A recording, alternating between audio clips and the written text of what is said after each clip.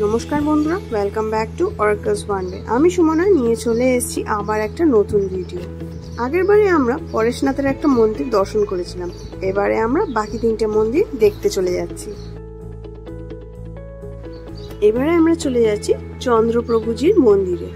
ইনি হলেন 8 তীর্থঙ্কর। এই মন্দিরটা দেখলে মনে হয় যেন অনেক গল্প লুকিয়ে আছে। দুদিকে গাছ দিয়ে ঢাকা, আর তার মাঝখানেই চলে যাচ্ছে সোজা এক পথ মন্দিরের দিকে।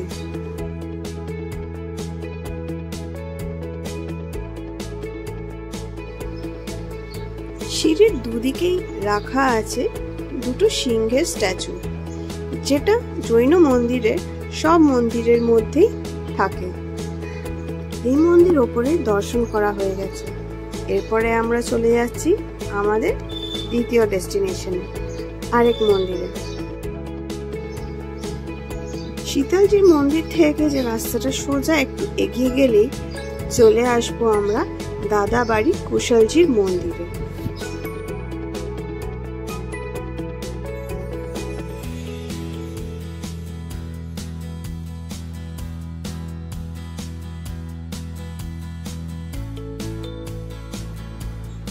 মন্দিরে ঢুকতেই সাদা কালো মার্বেল দিয়ে সুন্দর করে রাস্তা মন্দিরের দিকে এগিয়ে যাচ্ছে।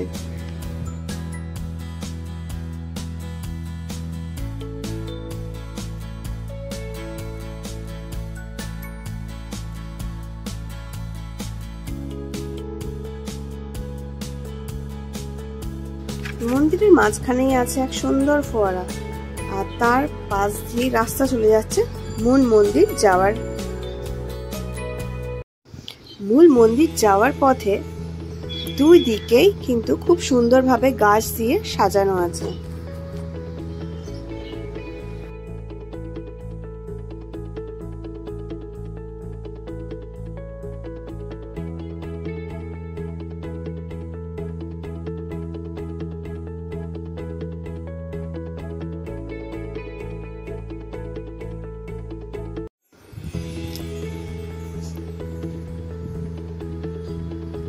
জুতো খুলে এবারে আমরা ঢুকে পড়ি মন্দিরে।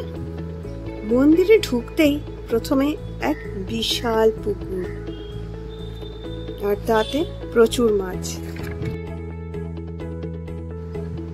এই মন্দিরে জিন্দত কুশলসুরির পদচিহ্ন রাখা আছে।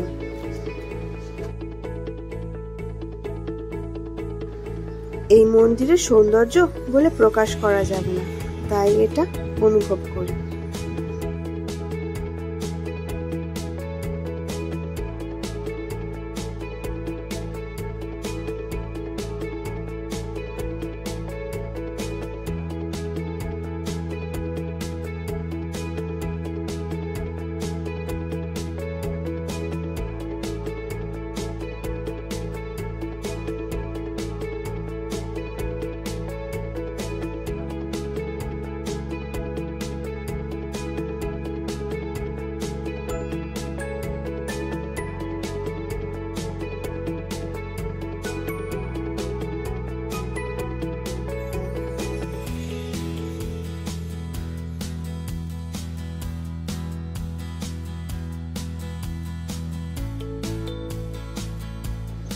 দাদাবাড়ি কুশলজির মন্দির থেকে বেরিয়ে ডান দিকের পথ ধরে আরেকটু এগিয়ে যেতে হবে, তাহলেই আমরা চলে আসব আমাদের শেষ মন্দিরে, যেটা মহাবীরার নামে পরিচিত।